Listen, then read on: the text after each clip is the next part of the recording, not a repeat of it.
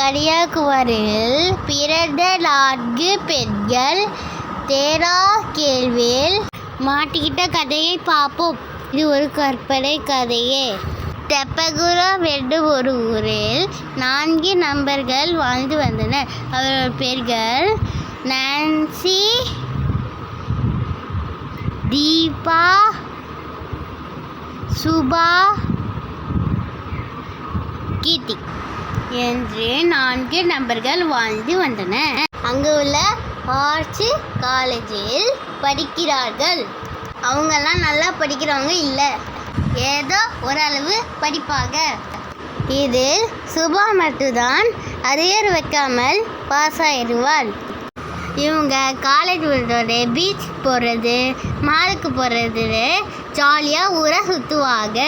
ஒரு நாள் college leave அடிக்கி வீட்டில் காலேஜ் இருக்குன்னு சொல்லி படம் பார்க்க போகிறார்கள். அவங்க வீட்டில் எப்படி இருப்பாங்கன்னு பார்ப்போம் வாங்க. டான்சி வீட்டில் மொத்தம் 3 பேர்கள். அவளோட அப்பா மகேஷ், அவளோட அம்மா அஞ்சலி. தீபா வீட்டில் மொத்தம் 2 பேர். அவங்களோட அம்மா சுமதி, அப்புறம் இவள். அவளோட அப்பா எழுதிட்டாங்க, அதனால இவங்க அம்மா அவளை ரொம்ப செல்லமாகவும் அப்புறம் கஷ்டப்பட்டிக்க வைக்கிறாங்க.